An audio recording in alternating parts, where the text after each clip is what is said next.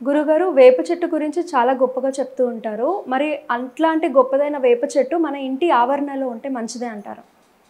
ఆవరణలో ఎక్కడ ఉన్నది అన్నది ప్రశ్నమ్మా. హ్మ్. ఎంత ఆవరణ, ఎంత ఓపెన్ ప్లేస్‌లో ఉన్నది రెండవ ప్రశ్న. ఆవరణలో వేప చెట్టు ఉండొచ్చు, ఇంటి ఆవరణలో ఎక్కడైనా ఉండొచ్చు. కానీ ఈశాన్యంలో అట్లా బాగా హైట్ పెరిగేటటువంటి చెట్లు పెంచకూడదు.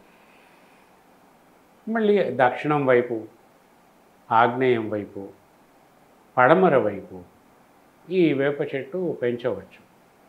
కానీ అది ఎంత విశాలంగా ఎదుగుతుందో అంత విశాలంగా ఎదగగలిగేటట్టు ఉండాలి. అంటే అది పెరుగుతున్నప్పుడు కింద వేర్లు విస్తరిస్తాయి, పైన కొమ్మలు విస్తరిస్తాయి. ఈ కొమ్మలు విస్తరించడానికి కావలసినంత ఖాళీ స్థలం ఉండాలి. ఆ ఇంటికి ఆనుకొని ఇంటి గోడల లోపలికి పోకూడదు.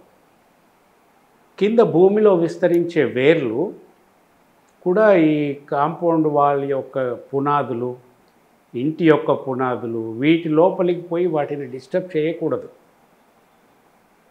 అంత ఓపెన్ ప్లేస్ ఉంటేనే పెంచుకోవాలి, లేకపోతే పెంచకూడదు.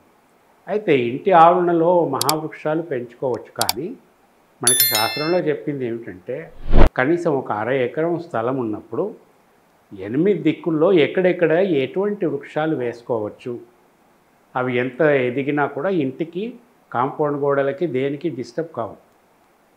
అట్లా చెప్పబడింది. వేప చెట్టు పెంచుకోవచ్చు. మనం అట్లా వృక్షాలు పెంచుకోదగిన వృక్షాలు ఎన్నో ఉన్నాయి ఇంటి ఆవరణలో. అంత ఖాళీ స్థలం ఉన్నప్పుడు పెంచుకోవాలి, లేకపోతే పెంచుకోకూడదు.